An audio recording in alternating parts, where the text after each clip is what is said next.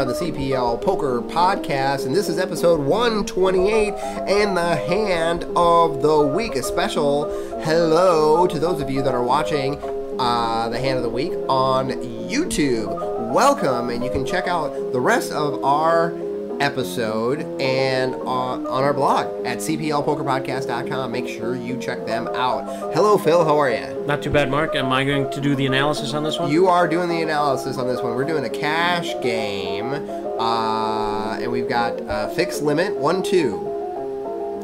1-2 fixed limit. Fixed limit. We've got a limit hold'em game. All right. Limit. Look at that. A little something different. A little cash game 1-2. This is in preparation for you going out to Vegas, and you're gonna play some 1-2 out there. I'm sure you are. Definitely playing some horse. You know, and so this is gonna be some hold'em 1-2. You know, in there. So maybe part of your horse game. Right, so to speak. So part of your horse game here. And so we're six-handed, and we've got, we're on the big blind. The hero, Rock Lobster, is in the big blind with pocket queens. And we were playing six-handed.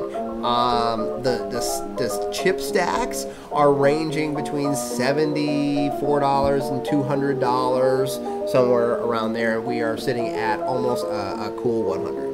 But it's a fixed limit game. Stack sizes, I don't think will play as big a factor. Right, exactly. So the blinds being $1 and $2, we're in the big blind at $2. So let's take a look and see where the action leads us. Ready? Ready. Okay. Let's see here. We've got the big blind with the $2, and we've got the under the gun calls. Okay. And seat 4 raises to $4. Okay. Seat 5 folds, and the button also folds, which goes to the small blind.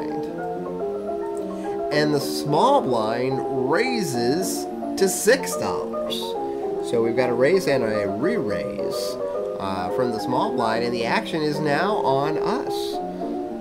Rock Lobster with pocket queens and a raise and a re-raise in front of you. Well, I think we've got to try. We've got to raise it up here. At best, our hope might be to get the under the gun out of the play here. Okay. Get us down to three-handed play. My guess is under the gun +1, seat 4, and that the small blind will call us. But if we can go three-handed, we're better off than going four-handed. Okay, so with the raise and the re-raise in front of you, you're gonna pop it again. Well, we've got pocket queens. I think it's a good enough hand to see the flop and check some of the action out after that. Okay, so you're gonna.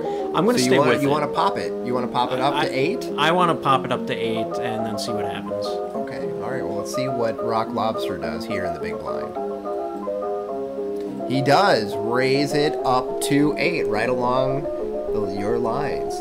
There. Okay. Well, let's see what that does to the action. Starting with the under the gun in seat 3, folds. Okay, so you got the exact that's what we wanted. Response that you wanted to get rid of the under the gun action. I assume we're gonna go three-way, but if we can go heads up, that's even better. All right, well, let's see here. Seat 4, action is on them, and they call the $6, and so they're hanging in there, but just with the call, and then I assume the small blind will call, and they do, and so we now have a pot of $32. So the nice thing here, I think, if either of them had kings or aces, I think they would have capped it out. Capped it out? Because I don't think we've capped 10? I don't think we've capped it yet. So with them calling, you may have capped it at 8. Yeah, it depends on the. We don't know the rules of this particular game, so it may have capped. But if it did, I mean, we'll find out. We'll find out on the flop here. Okay. We'll see how things go. So we're three-handed going into the flop. Feeling pretty good at this point? You know, I'm leery of a king or an ace on the flop. I think either one will hurt us badly. But with queens, it's very likely the flop's going to come in with 3 undercards, and I'll feel good about that. All right, let's take a look. Moving on to the flop. And the flop brings a 5 of spades, 10 of spades, and 10 of clubs. And I should probably mention that our queens are Queen of Hearts and Queen of Spades. Spades are nice for the back. The Queen of Spades is nice for the back door. Right. Right off the bat, I'm not too terribly concerned about that flop, but let's see how it plays out. Okay, starting with the small blind. Leads out for $2. I think at this stage we showed some aggression with if we capped it pre-flop or just raising it pre-flop. I want to raise it one more time here. I agree completely. Yeah, and see where we're at.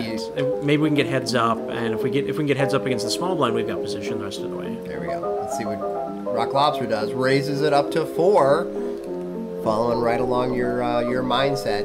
Moving on to seat 4, who raises it to 6, right in line with what they did pre-flop. Yeah, that's troublesome to me. I'm a little worried actually, but let's see if the small blind smooth calls, and if he does, I'll probably smooth call and maybe just slow down the rest of the hand. I don't know if we can dump it quite yet though. All right, let's go to the small blind. Raises to 8. Well, it's just a flippin' raise fest. Yeah, this is not tough.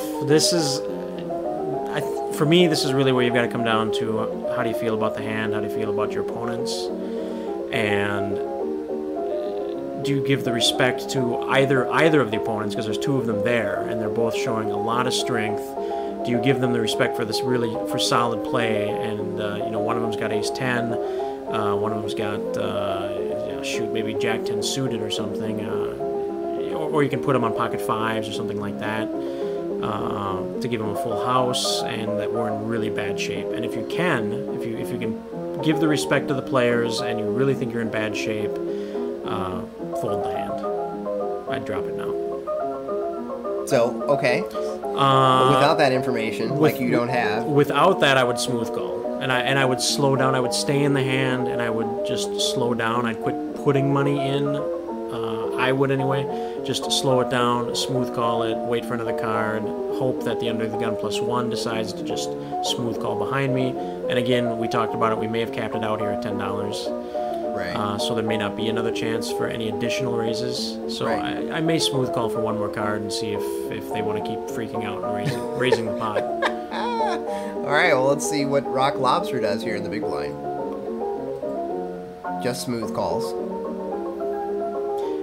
Yeah, I'm guessing 10 is capped out for this particular table, wherever this site was. Right. Okay. Moving on to the end of the gun, who I'm guessing is also going to. Yeah, because I think we're probably capping it out. And they do. All right, so we have a pot of $62 going into the turn. Are you ready for the turn? I am ready for the turn, and I expect the small blind to lead out. Although he's down to just $2 left, so. That's actually another consideration to take into play, and I hadn't actually looked at his particular stack. Right. But he's basically done. Yeah. So for $2 more, I'm going to stay in the hand. Right. So it's really what seat 4 wants to do. Okay, well, let's find out what the turn is first. 3 of hearts. So we've a complete blank. Pot is $62, and we're left with 79 back. The seat 4 has got 54. And the small blind's got $2. So. And this is actually good. The small blind's down to his last bet. He's gonna put it in. I'm gonna call that. Even if the end of the gun +1 seat 4 raises, we're now heads up, and I'm not gonna get whipsawed anymore. Or I'm not. Right. You're not gonna get whipsawed. Or I'm not gonna get the re-raise, and I have to call 2 bets. So I can call this down the rest of the way for just $10 more total. I think. Right. I believe that's what it'll be. Yeah. All right. Well, let's take a look here at what happens with the small blind. Puts in their bet. Okay. And it's now to Rock Lobster. I would just smooth call it. Okay. Rock Lobster calls, and the seat 4 raises. And I would just smooth call that. And now it's back to Rock Lobster. And we're talking it'll be $12 to bring it in. And you call. All right. That's what I'm seeing. So we're going to the river. So So we're going to the river with a pot nearly $74, I think. And it's going to be $4 on a check call. And another 3 comes out. So we're dead to, pocket 5s, something weird like a 10-5 or a 10-3 or A10, A3 or kings or aces. Yeah, so we got a 3 of clubs on the river. And you slow it down with a check. Yeah, I actually think the guy might have pocket kings, seat 4. Okay. Which would just be bad luck, but it's going to be $4 more. I'll check call it and take some money if we win and minimize the loss to a degree if we lose. All right, well, let's take a look and see what seat 4 does to our check. Bets $4. And I would smooth call it. I see no reason to raise him. Okay. And Rock Lobster calls. And so we've got a pot of about $82. And we'll go to showdown. I really don't know what the small blind has. I really don't know at all. I've got a feeling that seat 4's got kings or aces. Okay. So you think you're toast? I think we're in bad shape, but... You don't think it's a 10 or a 3? Ace 10 is the only, to me, or pocket 5s. Pocket 5s or ace 10, but even pocket 5s, I don't know if he would have done that. So ace 10 if he's an aggressive player. Okay. Like loose aggressive. All right. Well, let's go to the showdown and see if our queens hold up. And the seat 4 shows Jack of Spades, 8 of Spades. For Jack high base, so 10s and 3s and with a Jack kicker. Yeah, 10s and 3s with a Jack kicker. We win the side pot. yeah, we got the side pot. So missed flush for seat number 4.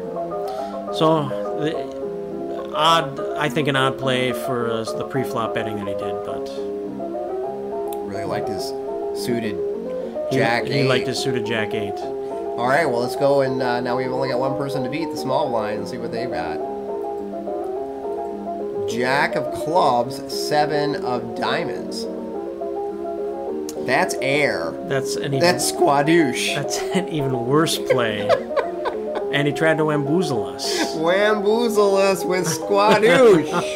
And it almost worked.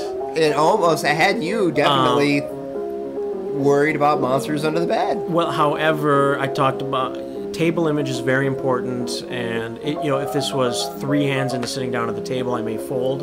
If I've been playing with these gentlemen for a while, or lady, I probably would have a read on him or her, or both of them, and may no longer have respect for him, and would just call it down and play it as we did. Here we go.